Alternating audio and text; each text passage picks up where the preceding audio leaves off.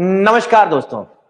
तो जैसा कि आप सभी को पता है, हमारा जो टॉपिक चल रहा था वो ब्राउजर नाम का टॉपिक चल रहा था। और आप सभी को पता है कि हमने ब्राउजर के अंदर जितने भी शॉर्टकट कीज थी उनको कर लिया था। उसके बाद में आप सभी को पता है कि ब्राउजर के अंदर हमारे पास होती है एड्रेस बार। क्या होती है दोस्तों? एड्रेस बार, जिसमें हम किसी भी वेब रिसोर्स का एड्रेस डालते हैं वहां पर, जिसको हम कहते हैं कि हम एक यूआरएल को एंटर करते हैं। तो आज उसी टॉपिक की चर्चा करने वाले हैं ब्राउजर के अंदर कि यूआरएल, यूआरएन और यूआरआई क्या होते हैं और किस प्रकार से एग्जाम में इनके सवाल बनते हैं दोस्तों। तो सबसे पहले तो आप सबसे रिक्वेस्ट है, क्लास को लाइक कर दीजिएगा और शेयर कर दीजिएगा, और अभी तक यदि आपने सब्सक्राइब नहीं किया है तो सब्सक्राइब जरूर कर दीजिएगा दोस्तों।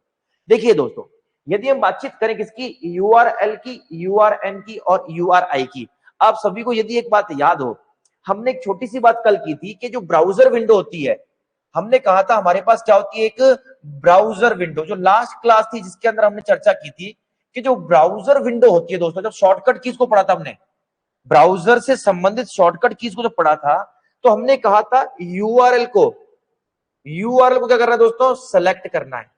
तो यूआरएल को सेलेक्ट करने के लिए मैंने आपको एक शॉर्टकट की बताई थी दोस्तों, अगर याद हो तो आपको, और वो शॉर्टकट की कौन सी थी, ऑल्ट प्लस डी। यही शॉर्टकट की थी। हमने क्या कहा था कि एक ब्राउजर विंडो में किसी भी यूआरएल का चयन करने के लिए, to select a URL in browser window, browser window में यूआरएल का चयन करने के लिए जिस शॉर्टकट की का हमने इस्तेमाल किया था, कौन सी दोस्तों, ऑल्ट प्लस डी। अब इसी चीज को लेते हुए हम आगे बढ़ रहे हैं दोस्तों। देखिएगा दोस्तों, हमारे पास एक टर्म तो होता है कौन सा, यहां पर यूआरएल, जिसका पूरा रूप क्या होता है दोस्तों, यहां पर uniform resource uniform resource locator. याद रखिएगा, सीधा सवाल पूछेगा यूआरएल में एल का मतलब क्या है। जिस चीज से सवाल बन सकता है वो इस तरीके से बनेगा। तो देखो दोस्तों, लोकेटर मतलब यहां लोकेशन की बातचीत हो रही है। किसकी बातचीत हो रही है? लोकेशन की बातचीत हो रही है। अब ये लोकेशन क्या है, इसको आगे एग्जांपल से समझने की कोशिश भी करेंगे। तो सबसे पहला, यूआरएल का फुल एब्रिविएशन क्या होता है यहां पर दोस्तों, यूनिफॉर्म। याद रखना, uniform resource uniform resource locator. देखिए, जिसको मैं यहां पर इस अलग कलर से लिख रहा हूं, कहने का मतलब है यहां पर सवाल बनता है यहां से। दूसरा जो टर्म है दोस्तों हमारे पास, वो है यूआरएन, और जिसका पूरा नाम क्या होता है दोस्तों, यूनिफॉर्म रिसोर्स। क्योंकि यहां पर जितने भी रिसोर्सेज होते हैं हमारे पास, चाहे किसी वेब पेज की बात करूं, किसी इमेज की बात करूं, किसी डॉक्यूमेंट की बात करूं, किसी पीडीएफ की बात करूं, उसे सर्वर पर रखा जाता है। और सर्वर के ऊपर, इंटरनेट के ऊपर, www के ऊपर रखा जाने वाला रिसोर्स क्या कहलाता है, वेब रिसोर्स या वेब डॉक्यूमेंट कहलाता है। तो उसी रिसोर्स को एक्सेस करना है, तो उसके लिए हम बातचीत कर रहे हैं यहां पर। यूआरएन का पूरा रूप क्या होता है दोस्तों, यूनिफॉर्म रिसोर्स नेम। क्या होता है दोस्तों यहां पर, uniform uniform resource uniform resource name. इसके बाद में दोस्तों, यदि नेक्स्ट पॉइंट की चर्चा करूं तो एक टर्म और है हमारे पास, और इन तीनों का आपस में रिलेशनशिप भी है। What is the relationship between URL, URN and URI? इसको हम लोग विथ प्रैक्टिकल, विथ एग्जांपल समझने की कोशिश भी करेंगे। तो तीसरा टर्म हमारे पास दोस्तों कौन सा है, वो है दोस्तों कौन सा, यहां पर यूआरआई, जिसका पूरा रूप होता है यहां पर uniform resource uniform resource identifier. क्या होता है दोस्तों, uniform resource identifier. Uniform uniform resource uniform resource identifier.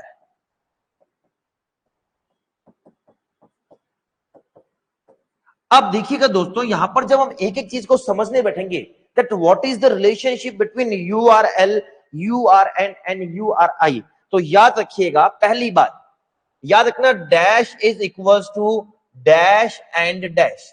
सवाल क्या पूछ सकते हैं, कौन मिलकर के, किस किस को मिलाकर के क्या बनता है हमारे पास। देखो, हमें जो टॉपिक पढ़ना है ना, वो पढ़ना है relationship between relationship between URL, URN and तीसरा होता है URI दोस्तों। तो याद रखिएगा मेरी बात को, URI जो है दोस्तों वो दो चीजों से मिलकर बनता है। URI जिसे कहा जाता है यूनिफॉर्म रिसोर्स आइडेंटिफायर। मैं इसको एग्जाम्पल के साथ भी आपको समझाऊंगा, लेकिन राइट नाउ जब तक मैं एग्जाम्पल को डिस्कस नहीं कर लेता तब तक याद रखिएगा URI बराबर क्या होता है, URL एवं URN दो चीजें मिलकर के क्या बना के देती है हमारे को, URI। तो पहला सवाल जो आपके सामने बन सकता है, URI कौन मिलकर के, इनका जब रिलेशनशिप का सवाल मिलकर बनता है साहब, URI यदि हम बातचीत करें दोस्तों, हमने क्या कहा, URI is equal to what, URL and URN, इन दोनों से मिलके क्या बनता है, URI। अब दोस्तों मैं इसका वेन डायग्राम बनाता हूं आपके बीच में, और जब मैं इसको एग्जांपल से पहले मुझे देखो सारी चीजों को समझाना पड़ेगा। URL क्या होता है, जब तक मैं URL और URN को नहीं एक्सप्लेन करूंगा तब तक आपको URI समझ में नहीं आने वाला है। लेकिन उस पर जाने से पहले एक एक चीज को समझाने के बाद एग्जाम्पल पे जाएंगे, लेकिन उससे पहले मैं क्या बता रहा हूं, इसका वेन डायग्राम। कल को सवाल आ जाए कौन सा वेन डायग्राम बिल्कुल सही है। यदि वेन डायग्राम, वेन आलेख की बात करें, वेन आलेख की बातचीत करें दोस्तों, तो किस प्रकार से बनेगा, तो याद रखिएगा देखो कंप्लीट को किस किस को मिलाकर के, तो दो चीजें हमारे पास, वो दो चीजें कौन सी है जरा समझो आप। एक तो चीज कौन सी हमारे पास, ध्यान रखना यहां पर, एक है हमारे पास दोस्तों URL, पहला पोर्शन हमारे पास कौन सा है दोस्तों, URL, और जो दूसरा पोर्शन है दोस्तों वो कौन सा है, URN। कौन सा है दोस्तों, URN। आपने देखा यहां पर, आपने एक चीज नोटिस की होगी, वो क्या नोटिस किया होगा जरा देखो जरा, जब आपने इनको नोटिस किया होगा तो हमारे पास इसका कुछ पार्ट अलग होता है, इसका कुछ पार्ट अलग होता है। देखो इसका कौन सा पार्ट अलग है, ये वाला पोर्शन अलग है। देखो यदि हम बातचीत करें एक URL का, ये वाला पोर्शन अलग होता है दोस्तों, देखो बाकी दोनों में ये पोर्शन कॉमन होता है कुछ, और जबकि URN की बात करूं तो उसका ये वाला पोर्शन अलग होता है दोस्तों, बाकी ये सारा कौन सा कॉमन पोर्शन होता है दोस्तों। तो जब इसको डायग्राम के थ्रू दर्शाते हैं हम लोग, जब इसी चीज को हम डायग्राम के थ्रू दर्शाते हैं दोस्तों, तो किस प्रकार से दर्शाया जाता है उसको याद रखिएगा। कुल मिलाकर के हमारा जो डायग्राम बनेगा वो कुछ इस प्रकार से बनेगा दोस्तों। अगर हम बातचीत करें डायग्राम बनाने की, तो एक पोर्शन तो हमारे पास कौन सा हो गया, URN, ये तो होगा URL का, कौन सा हो गया दोस्तों, URL का पोर्शन, और ये हो गया दोस्तों कौन सा पोर्शन, ये वाला जो पोर्शन है अपने पास, ये वाला पोर्शन कहलाता है कौन सा, URN। और इन दोनों को मिलाकर के कंप्लीट को कहा जाता है दोस्तों क्या, इस कंप्लीट को कहा जाता है URI। तो याद रखिएगा कल को वेन डायग्राम भी आता है तो आपको मालूम होना चाहिए कि कौन कौन सी चीजें मिलकर के क्या बनती है। तो याद रखें एक URI जो है URL एवं URN दोनों से मिलकर बनता है, और इसको हम डिस्कस भी करेंगे पूरा कंप्लीट डिटेल के अंदर कैसे। लेकिन सबसे पहले दोस्तों एक एक को डिस्कस करेंगे, एक एक बात को। सबसे पहले URL क्या होता है दोस्तों, यदि हम बातचीत करें URL की दोस्तों, किसकी बातचीत करें, URL की दोस्तों। याद रखें यदि हम बातचीत करें URL की, मैं एक एग्जांपल से दर्शाना चाहता हूं दोस्तों आपको। यूनिफॉर्म रिसोर्स लोकेटर, L मतलब लोकेटर, जिसका सवाल आता है सर। अगर मैं एक एग्जांपल लिखूं आपके सामने दोस्तों, तो ये एग्जांपल जो अपने पास है HTTPS, देखो मैं इसको दर्शाता हूं, इसकी परिभाषा बाद में आता हूं। सबसे पहले बात करता हूं इसके कंपोनेंट्स की। किसकी चर्चा करता हूं, कंपोनेंट्स की। अगर हम बातचीत करें, देखो इसकी डेफिनेशन को भी मैं डिक्लेयर करने वाला हूं कि क्या होती है URL की डेफिनेशन, किससे कहा जाता है URL। लेकिन उससे पहले हम कंपोनेंट्स को समझते हैं। यहां पर इसके कंपोनेंट्स जिसे हम कहते हैं एलिमेंट्स, एक एलिमेंट्स के कंपोनेंट कौन कौन से, ऑफ अ URL, URL के घटक, जिसको बोलते हैं URL के तत्व। तो याद रखना एक URL के कितने कंपोनेंट्स होते हैं, जल्दी से बताओ, 4 कंपोनेंट्स होते हैं। एक URL में जो कंपोनेंट्स की संख्या होती है एलिमेंट्स की संख्या होती है वो कितनी होती है, 4 होती है। ये सवाल आपसे नहीं पूछा जाएगा। सवाल क्या पूछा जाएगा, इस बात पर आइए आप। सवाल यदि आपसे पूछा जाता है दोस्तों तो याद रखें, सबसे पहले लिखा जाता है प्रोटोकॉल। क्या लिखा जाता है दोस्तों, प्रोटोकॉल। याद रखना पेपर में सवाल आता है, name the first element, name the first component of a URL. एक यूआरएल के पहले कंपोनेंट को क्या कहा जाता है, प्रोटोकॉल कहा जाता है। और याद रखें इसी प्रोटोकॉल का एक और नाम होता है दोस्तों, इसी को ही क्या कहा जाता है, स्कीम भी कह सकते हैं। क्या कह सकते हैं दोस्तों, स्कीम भी कह सकते हैं।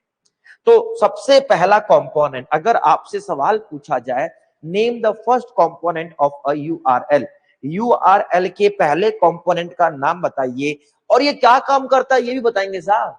It is a client server program. एक क्लाइंट सर्वर प्रोग्राम होता है that is used to retrieve the web resource. Web resource को रिट्रीव करने के लिए काम आता है, पढ़ेंगे इसके बारे में आगे चल के।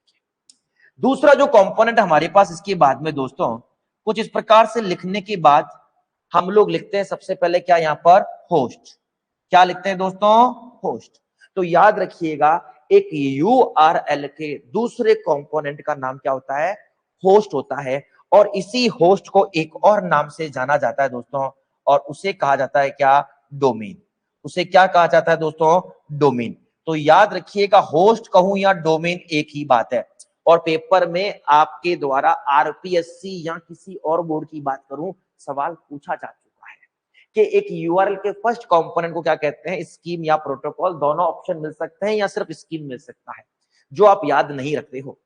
इसके बाद में दोस्तों एक कंपोनेंट और होता है कॉलन लगा करके, और वो होता है ऑप्शनल। कौन सा होता है दोस्तों, ऑप्शनल, जिसे कहा जाता है पोर्ट। आपने इसको लिखते हुए नहीं देखा होगा क्योंकि सर ये होता है ऑप्शनल, कई लोग इसको लिखते हैं और कई लोग इसको नहीं लिखते हैं। और यदि बातचीत करूं दोस्तों अंतिम कंपोनेंट की, उसे कहा जाता है पाथ। इसे मैं बखूबी एक बहुत प्यारे एग्जांपल के साथ समझाने की कोशिश भी करूंगा। अगर मैं इसको समझाने की कोशिश करूं एग्जांपल्स के साथ में डिटेल में प्रॉपर, तो भी समझाएंगे साहब अभी आपको यहां पर।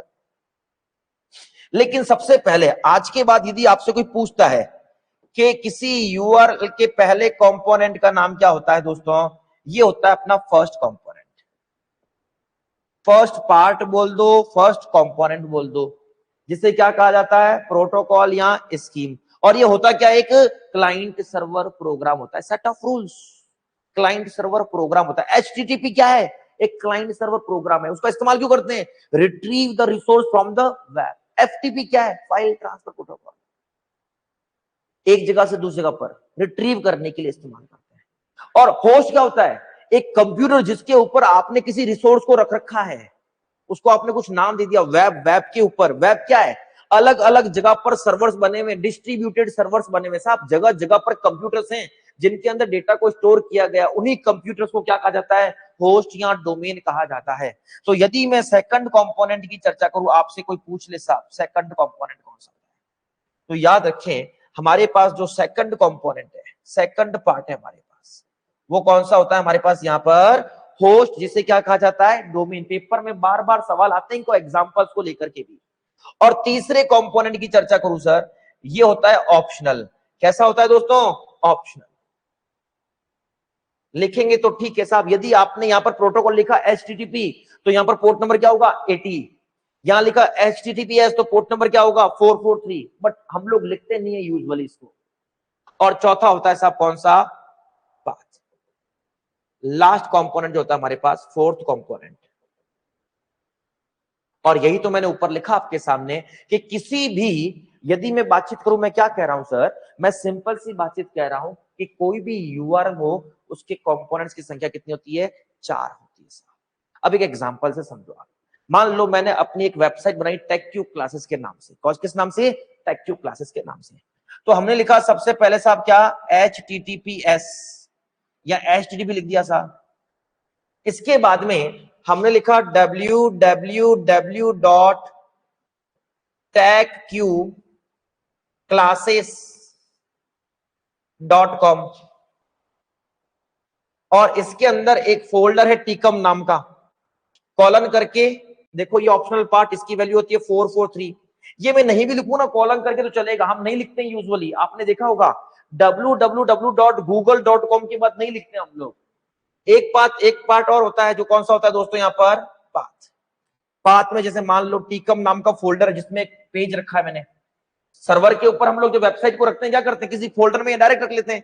तो मैं हो सकता है एक फोल्डर बनाऊं टीकम नाम का, एक टीकम नाम का फोल्डर बना दिया, उसके अंदर जाके रख दिया index.html नाम का पेज।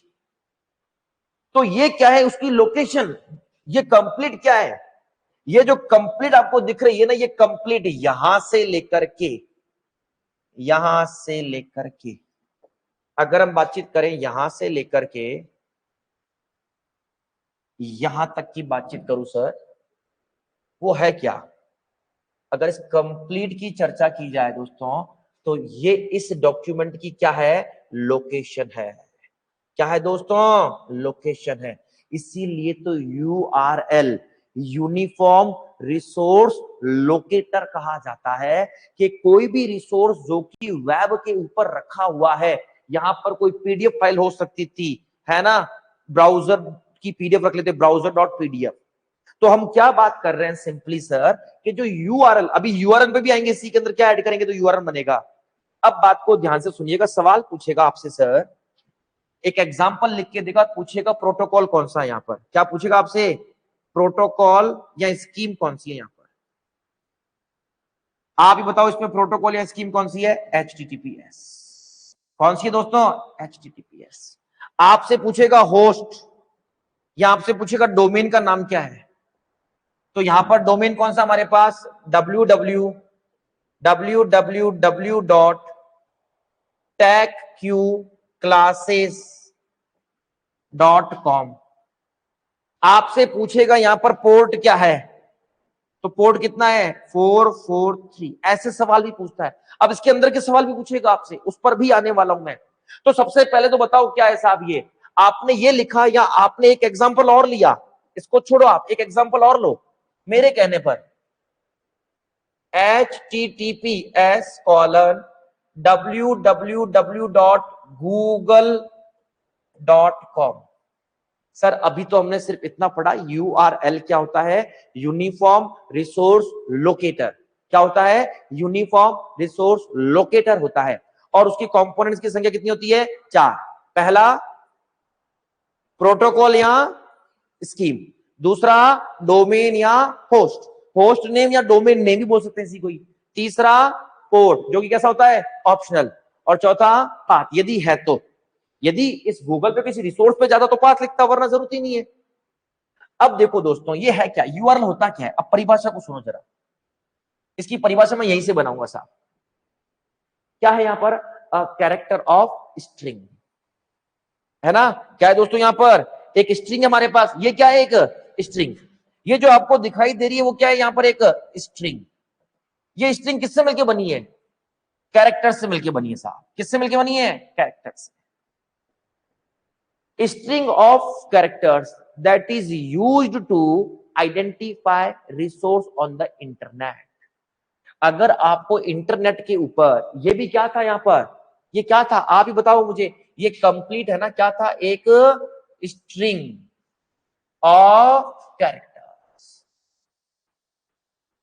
इंटरनेट के ऊपर इस रिसोर्स को आइडेंटिफाई करने के लिए, इस रिसोर्स की पहचान करने के लिए हम लोग किसका इस्तेमाल कर रहे हैं, इस स्ट्रिंग ऑफ कैरेक्टर्स का। तो यूआरएल की एक परिभाषा बन गई साहब। क्या परिभाषा बनी सर, कि URL can be defined as a string of characters that is used to identify a resource on the internet. Sir क्या है, सुनना जरा, यूआरएल कैरेक्टर्स की एक स्ट्रिंग है, कैरेक्टर्स की एक स्ट्रिंग है ना, जो इंटरनेट पर रिसोर्स को पहचान करने के लिए इस्तेमाल किया जाता है। और कल को हम ऐसा ही बोल सकते हैं, dash can be also called as web resource. URL को ही क्या बोलते हैं, वेब रिसोर्स। जब तक आप यूआरएल का नाम नहीं लिखोगे तब तक रिसोर्स आएगा क्या, नहीं साहब। तो एक वेब रिसोर्स को और क्या कहा जा सकता है, यूआरएल कहा जा सकता है। ये वेब पर रिसोर्स ही तो है, इस फाइल को ही तो एक्सेस कर रहे हैं। तो URL can also be called as what, web resource. URL को वेब रिसोर्स कह सकते हैं। ये तो दो परिभाषा बनी, परिभाषाएं और भी बनाऊंगा जो स्टैंडर्ड परिभाषा होती हैं, एग्जाम में आती है साहब। दो परिभाषाएं आपके सामने लिख रहा हूं सर। What is URL? यदि आज के बाद आपसे कोई पूछता है व्हाट इज यूआरएल या what do you mean by URL, URL से आप क्या समझते हो सर? तो जरा समझना यहां पर, यहां तक किसी को कोई डाउट हो तो जरूर पूछिएगा आप लोग। Good evening, very good evening जी, जय श्री श्याम साहब। What is URL? अभी आपके सामने साहब, URL can be defined as, URL को कहा जा सकता है, URL can be defined as string of characters. क्या बोल सकता हूं साहब, यूआरएल की परिभाषा क्या होगी? String of characters. आपने देखा https://www.google.com, string of characters that is used to identify resource over the या on the internet, या फिर इसी की जगह पर ये जो वर्ड लिखा है ना, to identify resource on the internet, इसकी जगह पर मैं ऐसा लिख सकता था, string of characters that is use to identify resource या वेब रिसोर्स, है ना। रिसोर्स ऑन द इंटरनेट का मतलब क्या होता है? Web resource.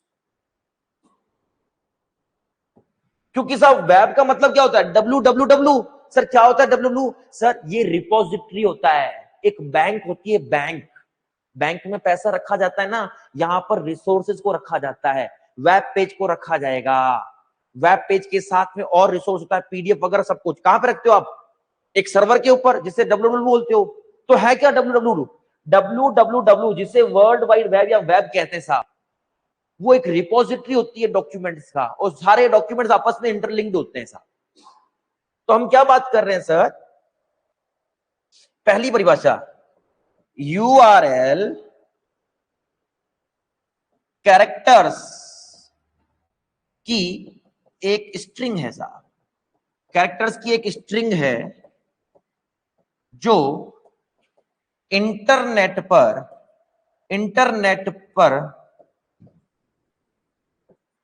रिसोर्स की पहचान के लिए काम आता है। एक बात बताओ, ये जो मैंने यहां पर यूआरएल लिखा है, क्या ऐसा ही सेम यूआरएल कोई और हो सकता है क्या? नहीं साहब। तो यूआरएल एक ग्लोबल एड्रेस होती है। कैसी एड्रेस होती है? Global address. String of characters के साथ साथ हम क्या बोल सकते हैं? यूआरएल क्या होती है? एक ग्लोबल एड्रेस। ग्लोबल एड्रेस किसकी? एक रिसोर्स की, एक वेब रिसोर्स की सर। तो परिभाषा क्या बन सकती है? URL denotes the global address of web documents या वेब रिसोर्स। एक परिभाषा और लिख रहा हूं साहब, क्योंकि कल को परिभाषा के रूप में आ जाए साहब, dash is the global address of a web resource या web document, that is URL. सवाल आ जाए साहब, string of characters that is used to identify a resource over the internet, answer क्या होगा? URL। तो दूसरी परिभाषा आपके सामने लिख रहा हूं URL की साहब, a global address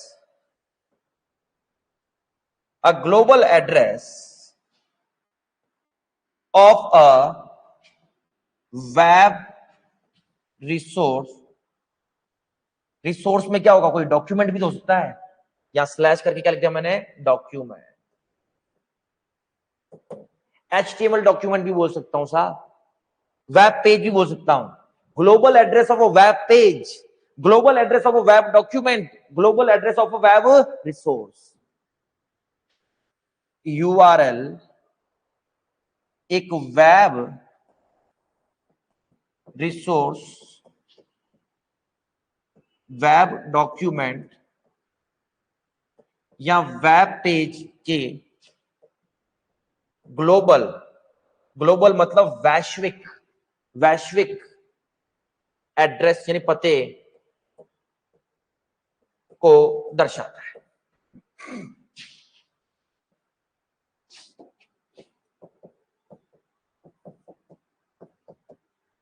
अब एक ऐसी परिभाषा साहब जो एक पेपर में आ सकती है आपके सामने, जो बुकिश लैंग्वेज होती है, जिस प्रकार से स्टैंडर्ड बुक में लिखा जाता है, उसकी बातचीत करेंगे।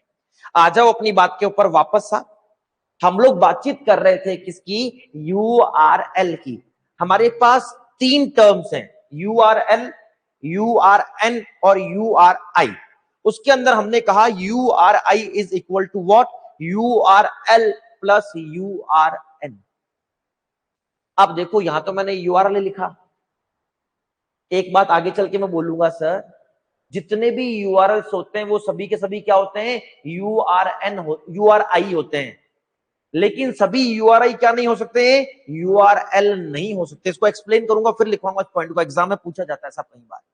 तो पहली बात हमने क्या कहा? String of characters that is used to identify resource on the internet, या फिर a global address of a web document. अब तीसरी बात सर, यदि what is URL? Standard. URL क्या होता है? स्टैंडर्ड। आपको इसी तरीके से लिखना पड़ेगा, सबसे पहले प्रोटोकॉल का नाम या स्कीम का नाम, फिर डोमेन का नाम, फिर पोर्ट नंबर, ऑप्शनल है चलो, फिर पाथ, यही रखना पड़ेगा साहब। तो URL is the standard for specifying any kind of information on internet. Internet के ऊपर किसी भी प्रकार की सूचना को, जानकारी को निर्दिष्ट करने के लिए, स्पेसिफाई बताने के लिए हम किसका इस्तेमाल करते हैं? URL। अगर मैं इंटरनेट के ऊपर किसी भी चीज को स्पेसिफाई करना चाहता हूं, कैसे स्पेसिफाई करूंगा आप बताओ? मुझे उसका URL लिखना पड़ेगा। तो URL क्या होता है? एक स्टैंडर्ड होता है, इस बात को याद रखना। तो ये बुकिश लैंग्वेज जो पूछ जाती है, बाकी मैंने दोनों समझा दी, लेकिन किस प्रकार से बुकिश लैंग्वेज है जरा ध्यान से सुनना सा। URL is a standard. सभी लोगों को URL इसी तरीके से लिखना पड़ेगा। सबसे पहले आपको प्रोटोकॉल या स्कीम का नाम लिखना पड़ेगा, फिर कॉलन डबल स्लैश, फिर आपको डोमेन का नाम लिखना पड़ेगा, फिर पोर्ट नंबर, ऑप्शनल लिखो तो ठीक है, फिर पाथ अगर लिखना है। तो what is URL? URL is a standard. किसको दर्शाने के लिए? For specifying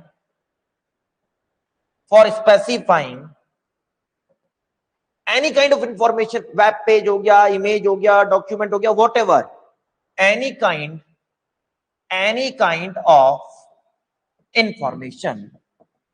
kind of information on the internet। ये सब बुकिश लैंग्वेज हो गई। कैसी लैंग्वेज हो गई? Bookish language. डैश इस सवाल कैसे पूछेगा साहब? कल को पता ही ना हो इस लैंग्वेज का आंसर क्या निकलेगा, क्योंकि ऐसी लैंग्वेज आती है तो परेशान होता है इंसान। Dash is a standard for specifying any kind of information on the internet.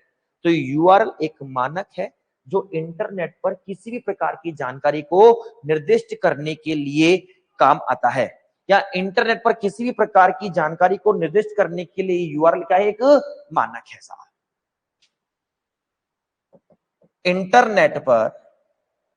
Internet पर किसी भी प्रकार की, ये बुकिश लैंग्वेज भी याद करना जरूरी है, वरना मैंने आपको बता दिया URL क्या होता है। इंटरनेट पर किसी भी प्रकार की जानकारी को स्पेसिफाई, मतलब निर्दिष्ट करने के लिए, बताने के लिए, दर्शाने के लिए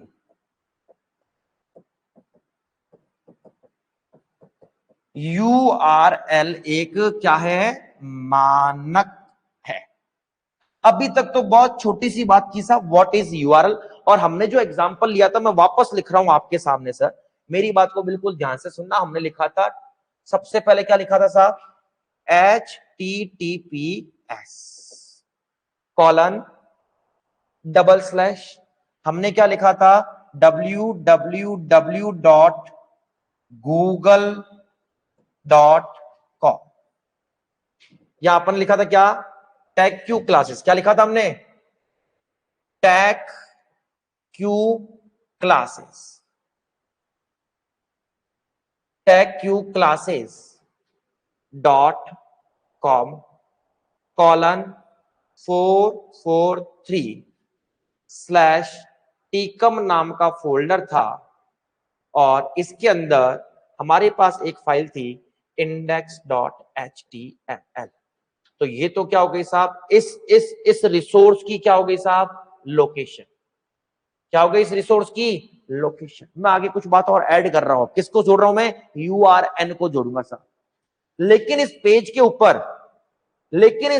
ऊपर मुझे किसी पर्टिकुलर जगह पे जाना, आपने देखा होगा ना, सेम वेब पेज के अंदर दूसरी जगह पर जाना है पर्टिकुलर। नीचे एरो होता है, आप क्लिक करते डायरेक्ट किस जगह पहुंच जाते हो, या ऊपर एरो होता है जैसे क्लिक करते हो नीचे चले जाते हो। तो साहब वो नाम होता है किसी लोकेशन का कि किस जगह आपको जाना है, पैराग्राफ का नाम जिस पैराग्राफ पे जाना है। तो याद रखना, इस तरीके से आपने देखा होगा जब बाद में नाम के बाद किसी रिसोर्स के नाम के बाद हैश करके या एक जो फ्रेगमेंट आईडी होती है साहब उसको लिखते हैं, इसे कहा जाता है नेम। इसे क्या कहा जाता है, नेम। ये था लोकेशन, ये था नेम। अब समझो यूआरएल क्या है और यूआरएन क्या है। मेरी बात को बिल्कुल ध्यान से सुनना। अगर मैं यहां से स्टार्ट करूं, कहां से स्टार्ट करूं, यहां से स्टार्ट करूं, और मैं चलता हूं साहब कहां तक, मैं चलता हूं यहां तक, एक लोकेशन तक। कहां तक चलता हूं, लोकेशन तक। इसे कहा जाता है URL। क्या मेरी बात आप सभी को समझ में आई, यस और नो? और यदि मैं कभी कभी ये नहीं लिखूं तो URL क्या कहलाएगा मेरा, URI कहलाएगा। अगर मैं कभी बाद में URN को, नेम को लिखूं ही ना, तो जितने भी URL होते हैं सभी के सभी क्या होंगे, URI होंगे। लेकिन सभी URI, सभी URL कभी भी क्या नहीं हो सकते, URL नहीं हो सकते। अब मेरी बात थोड़ी क्लियर हुई आपको? अब देखो URN किसे कहते हैं साहब, नेम। तो नेम की कहानी यहां से शुरू होती है साहब, नेम की कहानी यहां से शुरू होती है साहब, नेम की कहानी यहां से शुरू होती है साहब, यहां तक चलती है। इसे कहा जाएगा क्या, URN कहा जाएगा, नेम साहब। किसी भी डॉक्यूमेंट पर आकर, किसी भी रिसोर्स पर आकर, किसी वेब पेज पर आकर, किसी नेम पर जाना है, किसी पर्टिकुलर जगह पर जाना है अपने को।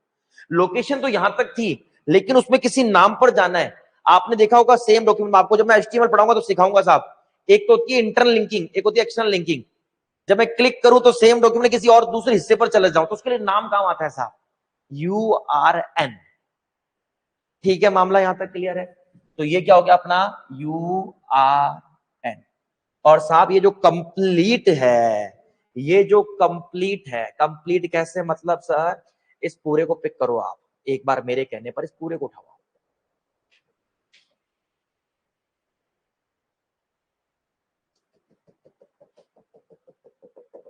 ये कंप्लीट हमारा क्या कहलाएगा, URI। तो आपके सामने जो मैंने डायग्राम बनाया था उसको दोबारा से बनाते हैं साहब। पहली बात, URI किस किस से मिलके बना है, URL प्लस URN। इसीलिए तो बार बार पूछते हैं, N का मतलब क्या होता है, URN में नेम होता है, L का मतलब क्या होता है, लोकेटर होता है। क्या होता है, लोकेटर, क्योंकि वो लोकेशन को बता रहा है।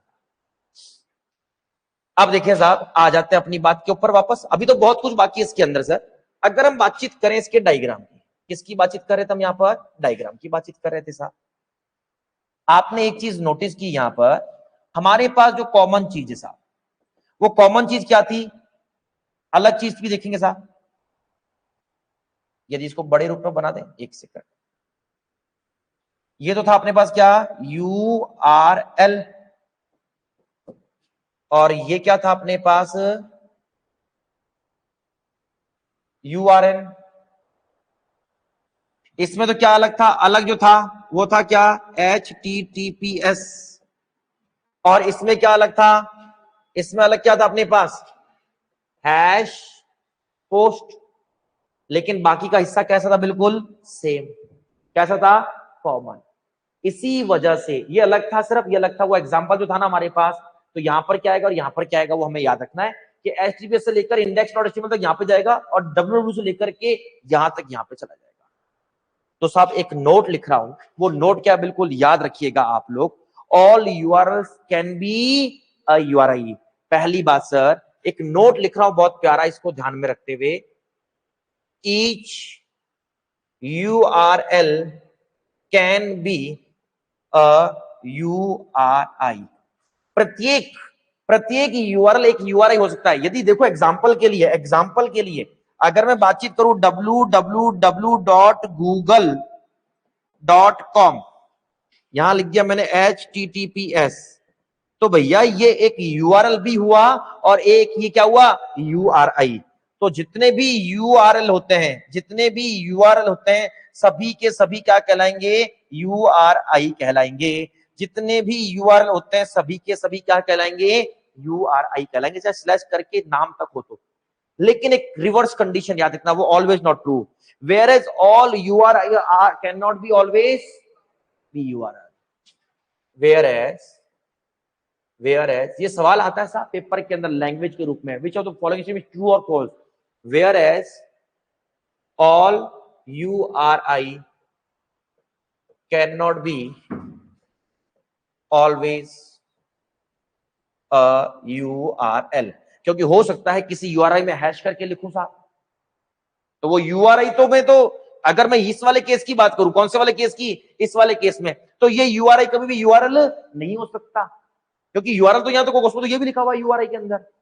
तो एक केस हमें याद रखना चाहिए, है ना, सभी URL URI हो सकते हैं, जबकि सभी URI हमेशा URL नहीं हो सकते, नहीं हो सकते।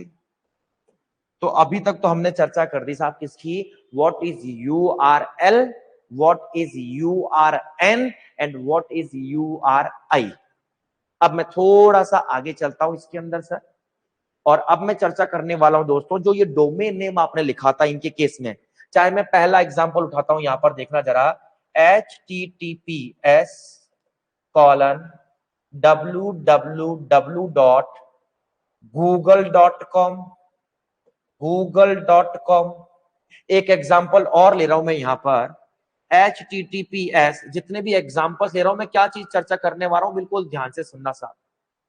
https://tagq.classes.com स्लैश आगे लग जाता है ऑटोमेटिकली, आप नहीं भी लगाओगे। एक एग्जांपल और ले लेता हूं, https://accounts.gmail.com।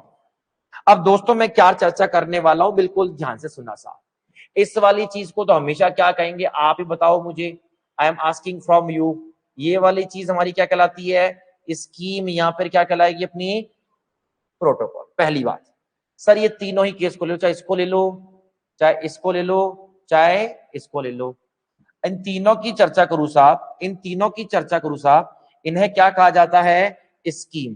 पूछा जाता है साहब एक एग्जांपल लिख करके कि निम्न में से स्कीम किसे कहा जाता है, सबके अलग अलग टुकड़े करेगा, या आपको देगा साहब कि HTTPS इस URL के अंदर क्या कहलाएगा, स्कीम, या फिर क्या बोल सकता हूं उसको मैं, प्रोटोकॉल।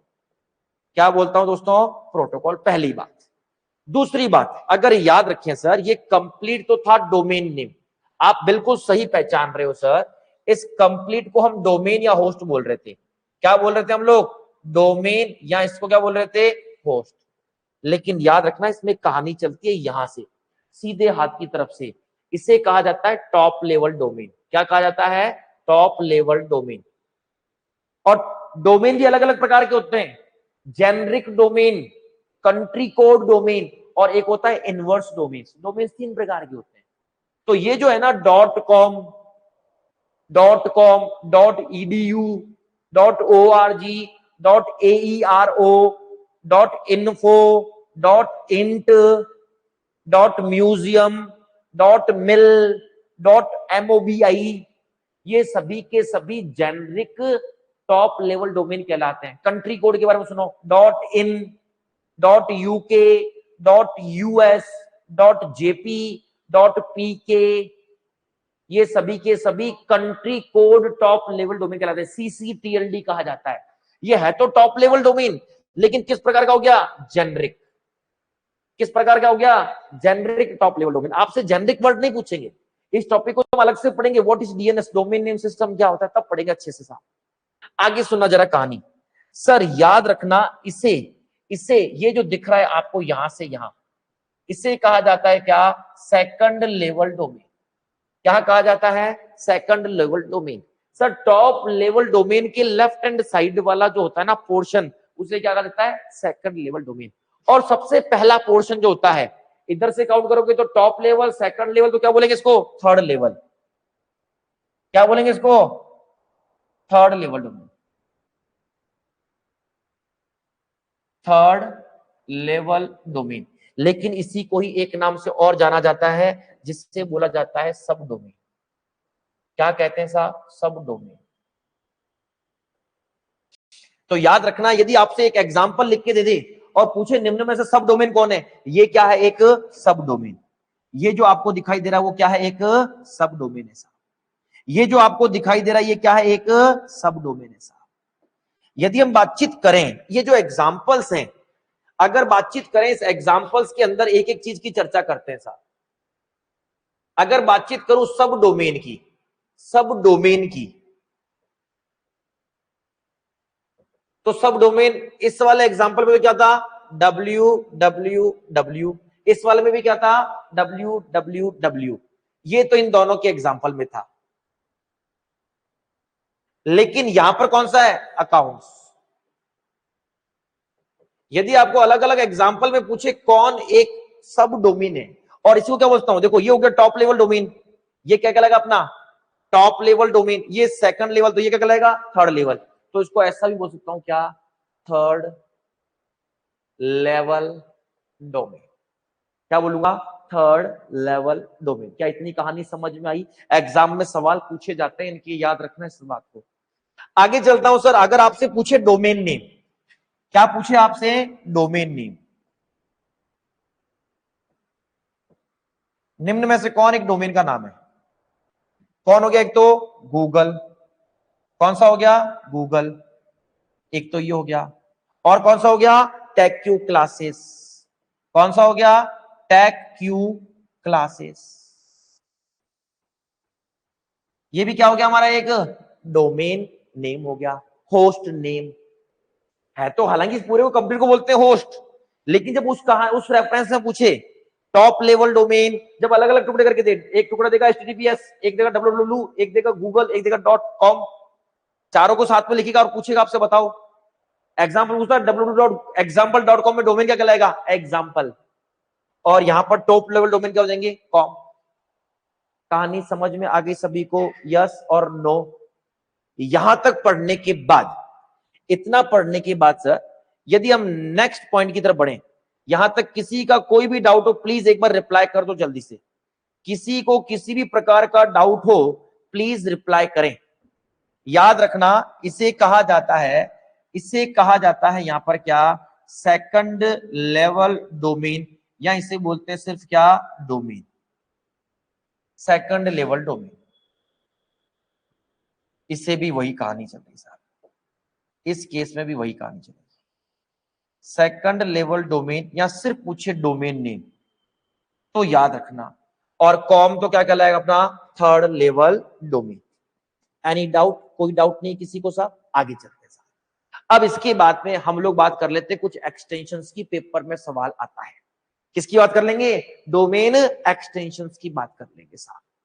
तो नेक्स्ट चर्चा को देखते हैं यहां पर हमारे पास कौन सी है साहब। तो देखें, यदि मैं नेक्स्ट पॉइंट की चर्चा करूं, अंतिम पॉइंट की चर्चा करूं सर, तो देखो सबसे पहले तो फुल फॉर्म पूछी जाती है, डीएनएस की फुल फॉर्म क्या होती है, किसकी फुल फॉर्म क्या होती है, डोमेन नेम सिस्टम। और डोमेन नेम सिस्टम नहीं हो तो दूसरा आता है डोमेन नेम स्पेस, एक वर्ड आता है जिसके बारे में चर्चा कर रहे हैं, डोमेन नेम स्पेस के बारे में चर्चा करेंगे। हालांकि इस डोमेन नेम स्पेस के बारे में बहुत अलग से चर्चा करेंगे एक अच्छे लेवल पर, जो कि आपका प्रोग्रामर के पेपर में टॉपिक भी है आपका यहाँ पर। लेकिन राइट हम क्या बात कर रहे हैं साहब, डीएनएस की फुल फॉर्म क्या होती है यहां पर, domain name system.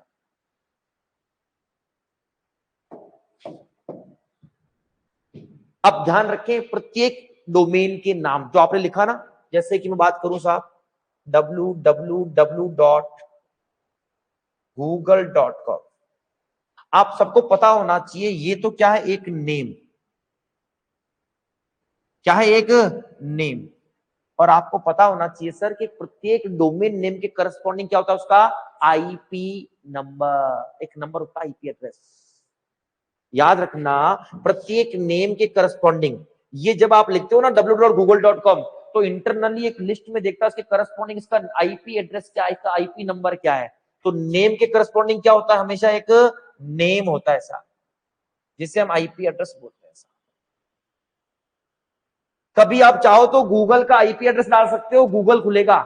IP address डालोगे तो क्या खुलेगा, गूगल खुलेगा। जब आप आईपी एड्रेस डालते हो तो उसको बोलते हैं इनवर्स डोमेन। क्या बोलते हैं, क्या आपने आईपी एड्रेस डाला, उसके करस्पॉन्डिंग साइट खुलेगी, इसे इनवर्स डोमेन कहते हैं। मैंने कहा था डोमेन 3 प्रकार के होते हैं, generic domains, country code domains और इनवर्स डोमेन्स। तो मैं क्या बात कह रहा हूं सर, मैं आपको बहुत प्यारी बात बता रहा हूं। एक तो आपने पढ़ा नेम, एक तो पढ़ा आपने नेम, और दूसरा कौन सा होता है यहां पर, ये क्या कहलाता है अपना, नंबर होता है साहब। आईपी एड्रेस क्या होता है, एक नंबर। तो साहब एक संस्था होती है जिसका नाम होता है आईकेन। क्या नाम होता है एक संस्था का, आईकेन। पेपर में सवाल पूछा हुआ है, कहां पर, प्रोग्रामर के पेपर में सवाल पूछा, या फिर आपके वाइस प्रिंसिपल के पेपर जो आरपीएससी पेपर उसमें सवाल क्या पूछा हुआ है साहब, who is responsible for defining names and numbers. Names and numbers को डिफाइन करने के लिए कौन सी संस्था जिम्मेदार होता है। तो ध्यान रखना, अगला जो टर्म पढ़ रहे हैं यहां पर वो है आईकेन। कौन सा नाम पढ़ रहे हैं यहां पर, आईकेन। आईकेन का पूरा रूप क्या होता है, internet corporation for assigned names and numbers. तो सवाल आता है who is responsible for assigning names and numbers. ICANN का मतलब ही ये हुआ सर कि हमारे पास जो डोमेन नेम होता है, हर एक नेम के करस्पॉन्डिंग उसका क्या होता है, एक नंबर होता है जिसे आईपी एड्रेस कहा जाता है। और उसको असाइन करने के लिए जो संस्था जिम्मेदार होती है वो कौन सी होती है, आईकेन। तो याद रखना, पहले तो आईकेन की फुल फॉर्म क्या होती है, इंटरनेट, पूछ सकते हैं आपसे, याद रखना इसकी फुल फॉर्म भी, internet corporation for assigned names and numbers. Internet corporation, अब आप समझ गए होंगे, नेम मतलब आपका डोमेन नेम, और हर एक डोमेन के नेम के करस्पॉन्डिंग क्या होता है, एक आईपी एड्रेस, जो क्या होता है, एक नंबर। तो कौन जिम्मेदार है नेम्स एंड नंबर्स को डिफाइन करने, असाइन करने के लिए, आईकेन। तो हु इज रेस्पॉन्सिबल फॉर, सवाल कैसे आता है साहब, क्वेश्चन कैसे बनेगा, जरा ध्यान से सुनो। क्वेश्चन बनेगा, who is responsible for assigning names and numbers। आपको ऑप्शन में आईना भी देगा, आईकेन भी देगा, IEEE भी देगा, इस तरह के ऑप्शंस आपको देगा। तो आपको याद रखना है that who is responsible for assigning names and numbers. Names एवं नंबर्स को असाइन करने के लिए कौन जिम्मेदार होता है, आईकेन। अब बात आती है सर ये संस्था किस वर्ष में बनी। तो याद रखना ये जो संस्था है आईकेन, किस वर्ष में आई साहब, फाउंडेड इन, किस वर्ष में आई थी, 1998 में साहब। ये जो संस्था है इसकी स्थापना कब हुई थी साहब, तो आईकेन नाम की जो संस्था है उसकी स्थापना कब हुई थी, 1998। और याद रखना ये एक नॉन प्रॉफिट ऑर्गेनाइजेशन होती है।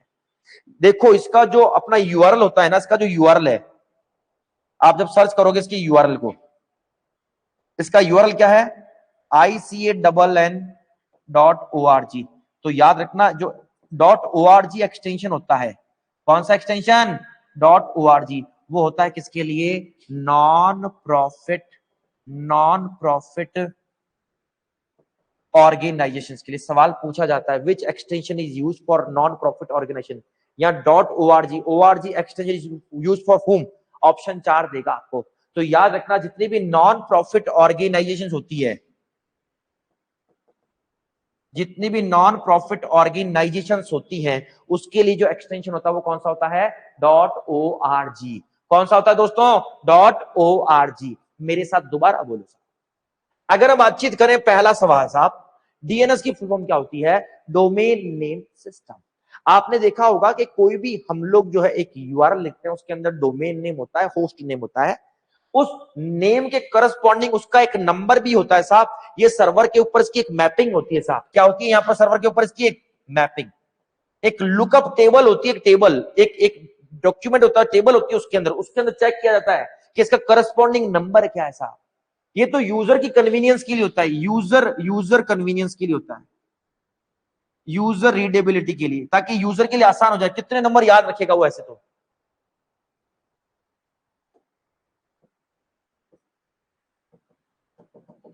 यूजर फ्रेंडली नेम्स होते हैं ये, वरना नंबर कौन याद रखेगा इतने सारे?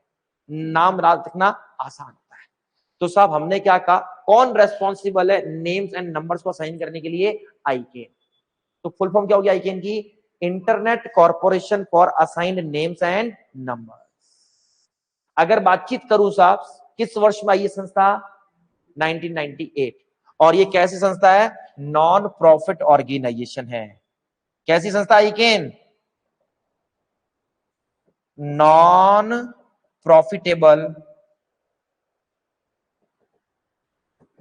ऑर्गेनाइजेशन। सर ये जो संस्था है ना, कौन सी? आईकेन, ये रेस्पॉन्सिबल किसके लिए साहब? तो याद रखना, जितने भी डोमेन एक्सटेंशंस होते हैं उनको मॉनिटर और रेगुलेट कौन करता है? आईकेन। तो all domain extensions are monitored and regulated by ICANN. सभी डोमेन एक्सटेंशन की निगरानी एवं नियमन किसके द्वारा किया जाता है? आईकेन के द्वारा। सवाल आ सकता है साहब। और ये आईकेन क्या काम करता बता रहा हूं मैं आपको। यहां पर नेम्स एंड नंबर्स, तो नेम में एक्सटेंशन भी तो यही देगा। तो all domain names and all domain extensions, all domain extensions are monitored and regulated by whom? By ICANN.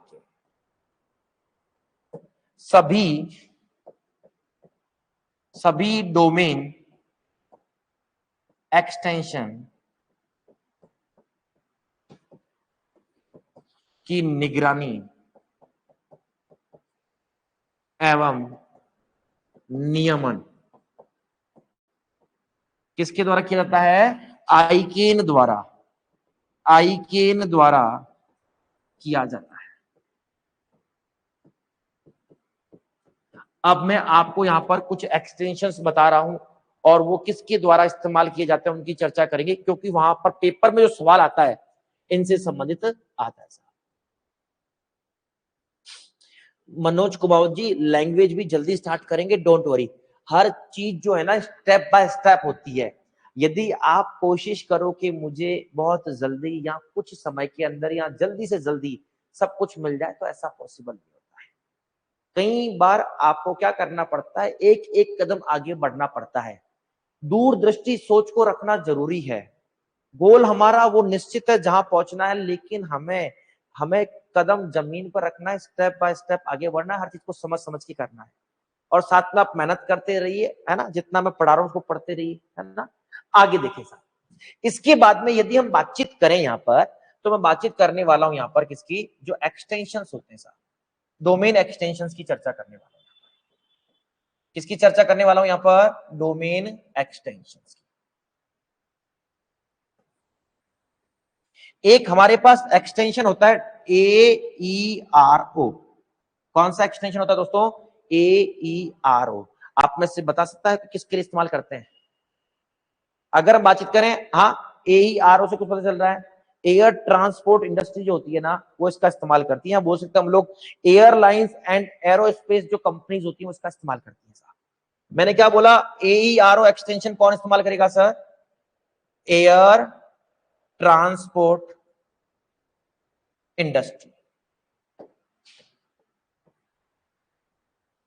A for air, airlines द्वारा, ए फॉर एरोस्पेस कंपनीज द्वारा। तो यहां पर हम ऐसा बोल सकते हैं इसी की रेसा, एयरलाइंस एंड एरोस्पेस कंपनी, तभी तो एयर ट्रांसपोर्ट लिख दिया मैंने, एयर ट्रांसपोर्ट। तो एयरलाइंस एंड एरोस्पेस जो कंपनीज होती है साहब, वो जिस डोमेन एक्सटेंशन का इस्तेमाल करती हो कौन सा होता है, AERO। और ये कैसे डोमेन एक्सटेंशन होते हैं, जेनरिक। कैसा होता है, जेनरिक। इसके बाद में यदि हम बातचीत करें, आपने एक नाम सुना होगा बिज। कौन सा होता है हमारे पास, बिज। तो जितने भी बिजनेस होते हैं, या फिर हम बातचीत करें फर्म्स होती है साहब, वो जिस एक्सटेंशन का इस्तेमाल करती है वो कौन सा होता है, डॉट बिज। कौन सा होता है दोस्तों, डॉट बिज। इसके बाद में अगर हम बातचीत करें किसकी, कॉम की, किसकी चर्चा करें, कॉम की, कॉमर्शियल ऑर्गेनाइजेशन द्वारा। किसके द्वारा, कॉमर्शियल ऑर्गेनाइजेशन द्वारा। पहला पढ़ा हमने कौन सा, AERO, एयर ट्रांसपोर्ट इंडस्ट्री द्वारा, यहां बोल सकते हैं एयरलाइंस एंड एरोस्पेस कंपनीज द्वारा। बिज का इस्तेमाल कौन करता है, बिजनेसेस द्वारा किया जाएगा या फिर फर्म्स के द्वारा किया जाएगा। अगर हम बातचीत करें, कॉम का इस्तेमाल कौन करेगा, कॉमर्शियल ऑर्गेनाइजेशन के द्वारा किया जाएगा। एक होता है COOP, नाम से पता चल रहा है, कोऑपरेटिव बिजनेस ऑर्गेनाइजेशन द्वारा।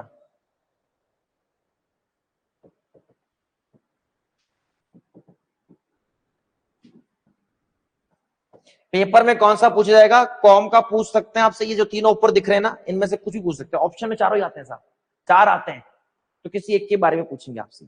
थोड़ा सा और आगे बढ़ते हैं साहब। यदि हम बातचीत करें इसके बाद में जो हमारा एक्सटेंशन है, वो एक एक्सटेंशन आपने सुना होगा, .edu। कौन सा सुना होगा आपने, .edu। बहुत इजी है साहब, एजुकेशनल ऑर्गेनाइजेशन या इंडस्ट्री द्वारा साहब। एक होता है हमारे पास कौन सा, .org। अभी अभी समझाया था, ये पेपर में बार बार छपता है साहब, ध्यान रखें। नॉन प्रॉफिट ऑर्गेनाइजेशन द्वारा।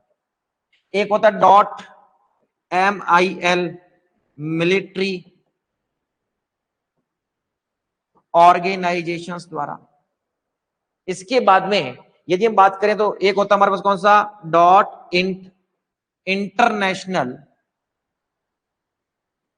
इंटरनेशनल ऑर्गेनाइजेशंस द्वारा। एक होता है .info। कौन सा होता है, .info। कोई बताएगा, ISP द्वारा, इंफॉर्मेशन सर्विस प्रोवाइडर, जिसको क्या बोलते हैं, ISP द्वारा। जितने भी ISPs होते हैं वो इसका इस्तेमाल करते हैं साहब। इसके बाद में आपने सुना होगा .gov,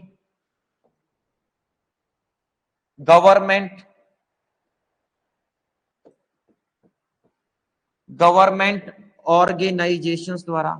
किसका इस्तेमाल किया जाता है, .gov का इस्तेमाल किया जाता है। अगर आपने सुना हो तो एक होता है हमारे पास कौन सा, यहां पर .mobi, मोबाइल डिवाइसेस। जितनी भी मोबाइल डिवाइसेस होती हैं उसके लिए किसका कौन सा होता है, .mobi। अगर हम बातचीत करें इसके बाद में, नेम, पीछे एक्सटेंशन होता है .name। वो किसके द्वारा इस्तेमाल किया जाता है, इंडिविजुअल द्वारा। नेम किसके द्वारा इस्तेमाल किया जाएगा, प्रोफेशनल नेम्स जो होते हैं, इंडिविजुअल नेम्स जो होते हैं, पर्सनल नेम्स जो होते हैं, पर्सनल या फिर इंडिविजुअल नेम्स के लिए जो एक्सटेंशन होता है वो कौन सा होता है, .name होता है। कौन सा होता है, .name होता है। यदि हम बातचीत करें दोस्तों, एक होता है म्यूजियम। तो म्यूजियम और नॉन प्रॉफिट ऑर्गेनाइजेशन द्वारा .म्यूजियम का इस्तेमाल किया जाता है, MUSEUM, MUSEUM। तो जितने भी म्यूजियम्स होते हैं, या फिर ये नॉन प्रॉफिट ऑर्गेनाइजेशन ही होती हैं, जिनके म्यूजियम होते कैसी ऑर्गेनाइजेशन होती है, वो नॉन प्रॉफिट ऑर्गेनाइजेशन होती हैं साहब। इसके अलावा यदि हम बातचीत करें तो एक होता है हमारे पास नेट। कौन सा होता है दोस्तों? Net, dot net.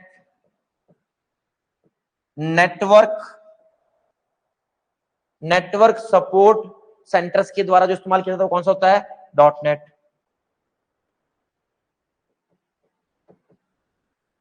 तो इस प्रकार से हमारे पास ये जो डोमेन्स होते हैं, डोमेन एक्सटेंशंस होते हैं, वो कैसे होते हैं साहब? जेनरिक। कैसे साहब? ये जेनरिक डोमेन एक्सटेंशंस हैं। इसके बाद में यदि हम बातचीत करें तो हमारे पास कौन से एक्सटेंशन होते हैं? डोमेन एक्सटेंशंस की बातचीत चल रही है यहां पर। याद है ना, डोमेन एक्सटेंशंस को मॉनिटर और रेगुलेट कौन करता है? आईकेन। डोमेन एक्सटेंशन की निगरानी एवं नियमन का काम कौन से द्वारा किया जाता है? आईकेन द्वारा। तो जो डोमेन नेम एक्सटेंशन पढ़ रहे हम कौन से? कंट्री एक्सटेंशन पढ़ रहे हम। कौन सा एक्सटेंशन पढ़ेंगे? कंट्री, जिसे कहा जाता है क्या? CCTLD, country code top level domain. जबकि इसे क्या कहा जाता था? जरा ध्यान से सुनिए, इसे कहा जाता GTLD, क्योंकि सब एक्सटेंशन जो होता है ना वो टॉप लेवल डोमेन होता है। क्या होता है? टॉप लेवल डोमेन होता है। अब जरा ध्यान से सुनो आप लोग, यहां पर आपने नाम सुना होगा .in, किसके लिए? इंडिया के लिए। तो ये कंट्री कोड होता है, ये 2 लेटर्स होगा। कंट्री कोड हमेशा कितने लेटर्स में होगा? 2 लेटर्स में। .US, United states. इसके बातचीत हम बात करें UK, United kingdom.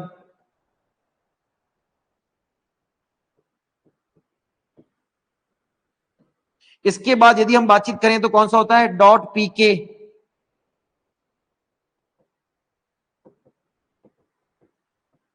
.jp, Japan के लिए। तो इस प्रकार के हमारे जो एक्सटेंशंस होते हैं वो कौन से कहलाते हैं? कंट्री एक्सटेंशन या कंट्री डोमेन एक्सटेंशंस कहलाते हैं। आप सभी से रिक्वेस्ट है कि अगर क्लास अच्छी लगे तो प्लीज लाइक एवं शेयर करना ना भूलें। सबसे पहले तो लाइक करें क्लास को और साथ साथ में क्या करना है आपको? शेयर। और यदि आप चैनल पर न्यू है तो क्या करना है आपको दोस्तों? सब्सक्राइब। अभी रुकिए, बहुत इंपॉर्टेंट बात बता रहा हूं मैं आपको यहां पर। याद रखें, वर्तमान समय में आपको जो है यदि किसी भी कोर्स को एक्सेस करना है तो आपको कौन सी ऐप डाउनलोड करनी है? यहां पर टेक्यू क्लासेस। कौन सी क्लासेस है दोस्तों? टेक्यू क्लासेस। और याद रखें, मैं टीकमचंद जो हूं ये सिर्फ और सिर्फ आपको किस प्लेटफॉर्म पर पढ़ाऊंगा? टेक्यू क्लासेस पर। मैं सिर्फ और सिर्फ एक ही प्लेटफॉर्म पर पढ़ाता हूं और वो कौन सा है आपका? यहां पर टेक्यू क्लासेस प्लेटफॉर्म है। Thank you.